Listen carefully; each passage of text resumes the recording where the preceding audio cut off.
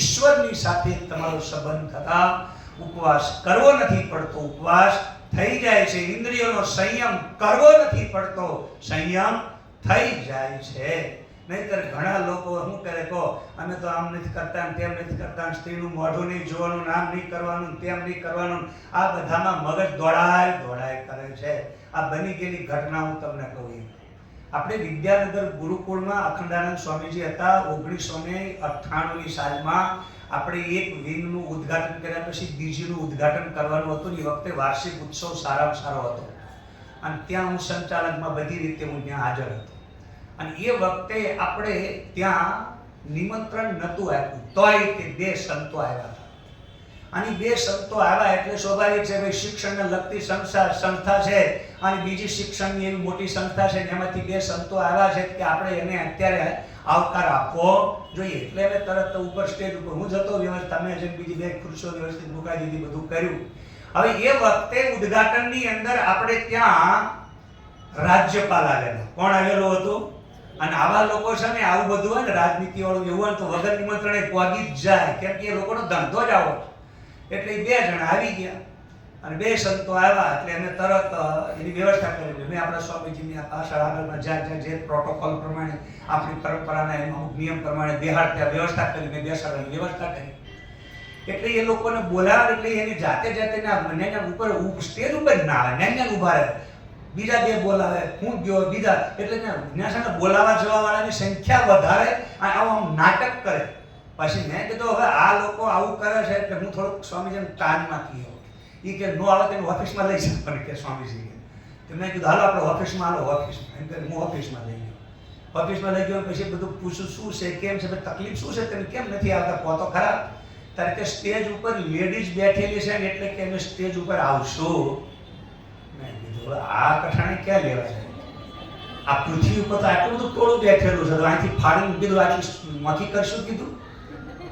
મનમાં મને ક્રોધ તો ઘણો આવી ગયો હતો, પણ આ પ્રસંગ આપણા ઘરે હોય અને બાપજી જેવા હાજર હોય એટલે આપણે અમુક થોડુંક સમજણપૂર્વક, એટલે મેં તો ઝાઝું ના કીધું, પણ આપણે એવા 2-4 વ્યક્તિઓ હતા એને કીધું તમે પાણી પાવ, વ્યવસ્થા જે કરતા એ કરો. તો એ કે અમે કંઈ ખાતાય નથી, પણ તો આવ્યા શું લેવા તમે? પછી માથી છેલ્લે ના લેવા કે મેં કીધું તમને અમે નિમંત્રણે નથી આપ્યું, તમે આવ્યા છો તો આ બધા નખરા બંધ કરો. અમે જે વ્યવસ્થા હતી એમાં ફટ દઈને બેસજો ને, અમારો અવસર અહીંયા તમે બગાડવા આવ્યા છો કે અમારી શોભા વધારવા આવ્યા છો? શોભા વધારવાની તો સ્ટેજ ઉપર ગોઠવાઈ જાઓ, નકર પછી જેવું હોય આ ગઈ રહો ઓફિસમાં. એટલું કઈ હું નીકળી ગયો. પછી અહીંયા અમે અમારી રીતે વ્યવસ્થા કરી. અમારે બીજા ભાઈ હતા, જેડી કરી. એણે કીધું કે તમે તમારું કામ કરી રાખો, હું એને હારે બેઠો હતો. એની એને રૂમમાં ઓફિસમાં બેસીને એને શું કર્યું કાંઈ મને ખબર જ નહીં, શું ચર્ચા થઈ. પણ એ બહેનો અહીંયા સ્ટેજ ઉપર હતા, એ કોણ હતા તમને કહું તો જે રાજ્યપાલ આપણે આવેલા હતા ને એના ઘરવાળા એની હારે બેઠેલા. હવે પ્રોટોકોલમાં એવો નિયમ છે કે રાજ્યપાલનું સન્માન ગ્રામનો સરપંચ જ કરે, એવું કંઈક પ્રોટોકોલ હોય છે. એટલે એ વખતે અમારી એક નીતાબેન સરપંચ હતા પટેલ, એમના ઘરે એ બેન આવ્યા અને એમને એમનું સન્માન કર્યું રાજ્યપાલનું એનું બહેનો. પછી એને આવીને એમણે તે સ્ટેજ ઉપર એની હારે એને બેસાડ્યા અને સ્ટેજ ઉપર એ લેડીઝ 3 બેઠેલી હતી, એક સરપંચ અને એક રાજ્યપાલના ઘરેથી અને એક બેન બીજા આપણા સેવકમાંથી ને બેસાડેલા. બસ 3 સિવાય બીજું કોઈ સ્ટેજ ઉપર બેન હતા તો. અને એમાંય વચ્ચે આવી રીતે એક ભગવાન આડા હતા. એટલે આનપાથી અમારા સ્વામીજી, ગુરુજી, સંતો બેઠેલા, આનપાથી બધા રાજકારણી નેતાઓ બેઠેલા, વચ્ચે મંદિર હતું. એટલે એમાંય વચ્ચે દિવાલ હતી. સંતોને આનપાથ બેહવાનું હતું, જુદું જ હતું. પણ તોય તે કંઈક ને કંઈક પોતાની અમુક લોકોનું હોય તો ઢોલકી વગાડવાની ટેવ હોય. બસ અમે આમ ને અમે તેમ ને અમે આમ નથી કરતા તેમ નથી કરતા. તો યાદ રાખજો, સંયમ કરવાનો ન હોય, સંયમ થઈ જાય. એટલે એ વખતે આ લોકોના મગજમાં સતત આવું ચિંતન કે અમે આમ છે ને બેનો છે ને આવું છે ને તેવું છે, એટલે દેખાય આવું બધું. એટલે હવે બન્યું કેવું, અમે તો અવસર પૂરો કરી દીધો. પછી અમે ત્યાં ગયા ઓફિસમાં. મેં કીધું પેલું હું થયું કે ભેટ પૂજા આપણે આપવાની હતી, કીધું આપણને આપ્યું, એ બધું આપી દીધું. ગયા કે જતા. તો પછી મેં કીધું હવે અત્યારે મને એક દાખલો યાદ આવ્યો એના અનુરૂપ. એટલા માટે યાદ આવ્યો કે આપણે પંજાબમાં એક મહાત્મા હતા, સંત. અને સંત પંજાબની અંદર એવું કહેવાય જ્ઞાની કો પંજાબ પરો. પંજાબના સંતો બહુ જ્ઞાની હોય, સમજદાર હોય. ઢોંગી કો ગુજરાત. ગુજરાતમાં જેટલા લોકો ઢોંગ વધારે કરે ને, અમે આમ નથી કરતા, આમ તેમ નથી કરતા, બાપુ બાપુ બાપુ હું આપું, આપણે ગુજરાતી બધા એની વાહે ટોળું વળી જાય. અને પંજાબમાં તમને પ્રશ્ન કરે અને પ્રશ્નનો જો જવાબ ના મળે તો બે ભાઠા મારીને કાઢી મૂકે. જો જવાબ વ્યવસ્થિત આપો ને તો પછી તમારા માટે પ્રાણ આપી દે છે. એટલે જ્ઞાની કો પંજાબ. પંજાબમાં સમજદાર વિદ્વાન જ્ઞાનીની કદર થાય. અને ગુજરાતની અંદર જેને જેટલો ઢોંગ વધારે કરતા આવડે ને એટલા ઢોંગીની પૂજા વધારે. આ આપણી માનસિકતા છે ગુજરાતીઓની. જે કોઈ એમ કહે કે અમે આવું નથી ખાતા ને અમે આવું નથી પીતા ને અમે આમ નથી કરતા ને અમે તેમ નથી કરતા, તો કે બાપુ બાપુ હું આપું, જે દેવું દે તમ તારે બાવો બેઠો જપે તું આપી બધું ખપે. સમજી ગયા ને? એટલે ગુજરાતમાં આવા બધા હાલે. અને ખરેખર એવાની જ પૂજા લોકો કરે છે. વિદ્વાનની પૂજા કોઈ કરતા એટલે કેવી? તો આ પંજાબના સંતની પાસે એક આવી રીતે તરવરીયો જુવાન એની પાસે ગયો. અને ગયો એટલે પ્રાર્થના કરી, ગુરુદેવ મને સિદ્ધિ પ્રાપ્ત થાય ને એવો મંત્ર આપો. હું કીધું સિદ્ધિ પ્રાપ્ત થાય એવો મંત્ર થાય. કેવી સિદ્ધિ થાય? વાક સિદ્ધિ. વાક સિદ્ધિ એટલે કે હું બોલું એ થાય. તારે કે એવું તો મને બહુ આવડતું નથી, પણ તું એક કામ કર, આ એક ખાડો ખોદી નાખાય અને ખાડો ખોદીને પછી હું તને કહું શું કરું શું ના કરું. એ ખાડો ખોદવાનું કીધું, ખાડો ખોદ્યો. પછી કે હવે ગુરુજી એમ પૂરી દે કે આપણે કઈ જરૂર નથી, એ પૂરી દીધો. બોલો કે પણ ગુરુજી ખાડો ખોદ્યા પહેલા કે જરૂર છે, કે હવે કે જરૂર નથી, પૂરી દે. એટલે વળી પાછા ગુરુજી બેઠા બેઠા બોલો કે ગુરુજી હું તમારી પાસે એક મંત્ર લેવા આવ્યો છું, મને ગમે એમ આ સિદ્ધિ પ્રાપ્ત થાય એવો મંત્ર આપો.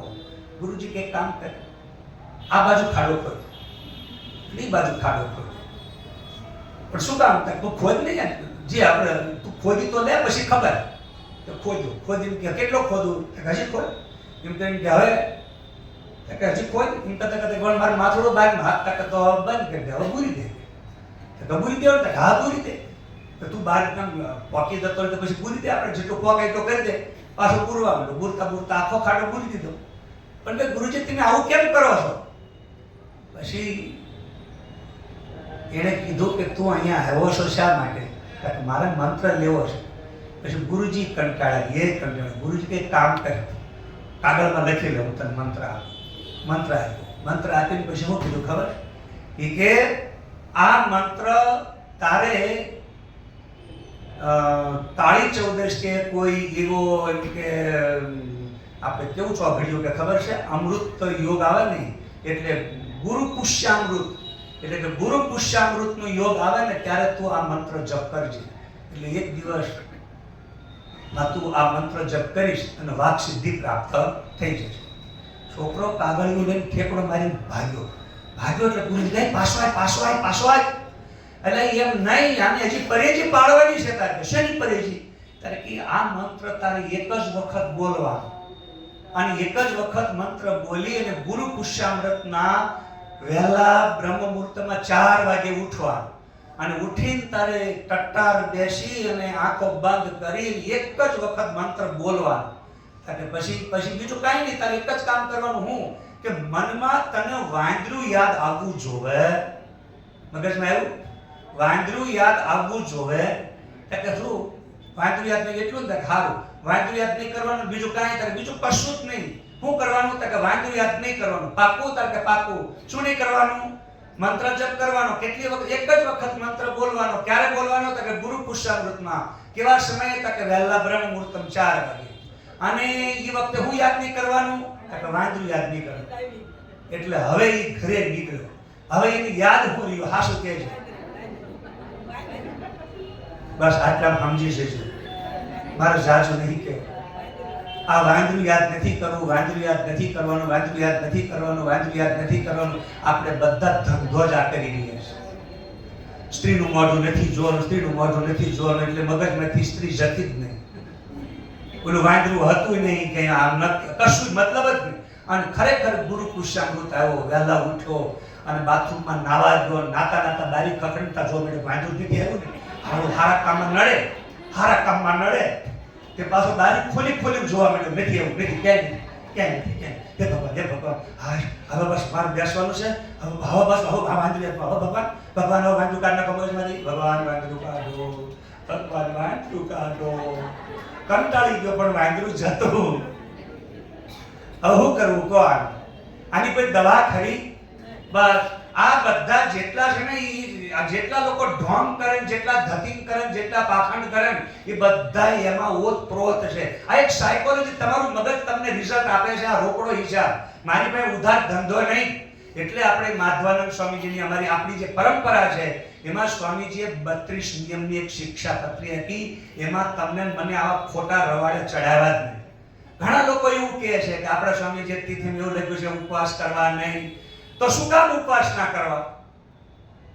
તો દુનિયામાં જે લોકો કરે છે ને એવો ઉપવાસ આપણે કરવાનો નથી. એટલે વાર તહેવાર ના રહેવા એમ ના પાડી છે. એટલે પછી લોકો શું કે હે થકનું ખા કરો, તો પછી સવારમાં સમજી ગયા ને તમે?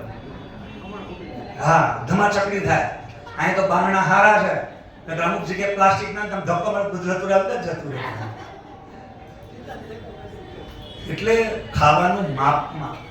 એટલે ગીતામાં ભગવાન કહે છે, 6ઠ્ઠો અધ્યાય છે ને એ બહુ સરસ આત્મસંયમનો છે.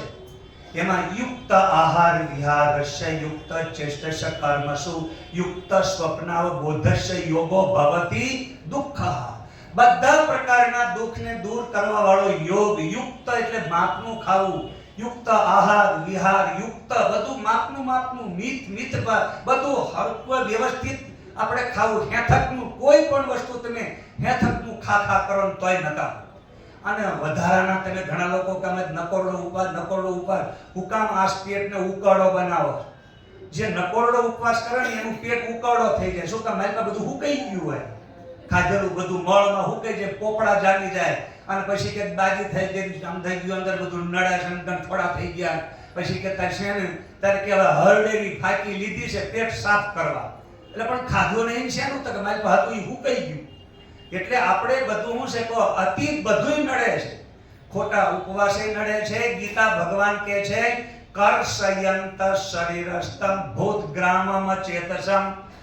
અહીંયા જે લોકો શરીરને ક્રિશ કરે છે, કરસયંત શરીરસ્તમ ભૂતગ્રામમ ચેતસમ, જે અચેત એટલે મૂળ લોકો આવી રીતે જે ઉપવાસ કરે છે, તાન ક્ષિતાંગ જસરંગ અશુભમ આસુરીશ્વેવ યોનિષુ. ભગવાન કહે છે કે એવા લોકોને હું આસુરી યોનિ નાખું છું. તો તમે કહો કે અમે તો ઉપવાસ કરીએ છીએ, અમારે આસુરી યોનિ જવાનું? હવે તો તમારો ઉપવાસ શું કે? માધવાનંદ સ્વામીજી એટલે આપણને આ બધાય નિયમનું એક અવલોકન કર્યા પછીથી એક આપણને નિયમાવલી આપી કે તમે હું આપણે સાધુ સંતોને આદર સત્કાર આપવા, આચાર વિચાર શિષ્ટાચાર સભ્યતામાં વાર તહેવારમાં પૂનમના દિવસે આપણને બપોરે એક ટાઈમ મિષ્ટાન ભોજન લેવાનું કીધું. અમુક ટાઈમે આપણને અમુક પ્રકારથી જે અણોજો પાળવાનું કીધું કે બળદને તમે ખેતી કરો છો ત્યારે આવા ટાઈમે અણોજો પાળો. અને એ વખતે તમે બધાય ઘરે અમુક પ્રકારના ભેગા મળીને આપણે બધાએ ભજન કરવું, કીર્તન કરવું, આવા બધા નિયમો આપેલા છે. પછી ખોટા પૈસા ભવાઈમાં વાપરવા નહીં, ખોટી એવી વ્યસન ફેશનમાં જવું નહીં, કારણ વગરના ખોટા. એટલે અમુક આપણે જે શિષ્ટાચારમાં એમ કહી શકાય તસ્માત શાસ્ત્ર પ્રમાણમ તે કાર્ય વ્યવસ્થિત જ્ઞાત્વા શાસ્ત્ર વિધાનોક્તમ કર્મ કર્તુમ યારસી. શાસ્ત્રમાં જે કર્મ બતાવ્યું છે આ કરાય અને આ ના કરાય એટલા જ નિયમો આપ્યા છે. બાકીના કોઈ નિયમની અંદર આપણને ભ્રમિત કર્યા નથી. નકર ઘણા લોકો નથી એવા ભ્રમિત કર્યા છે કે આને પૂજવાનું, તમારે આને નહીં પૂજવાનું, આને પગે લાગવાનું, આને પગે નહીં લાગવાનું, આવી બધી વ્યવસ્થા આપી. જાણે આ બધું શું છે? એટલે આપણે આમાં બહુ ઊંડા ઉતરવાની જરૂર પણ અધૂરું જ્ઞાન હોય અને એમાં આ બધું આપણને નડતું હોય છે.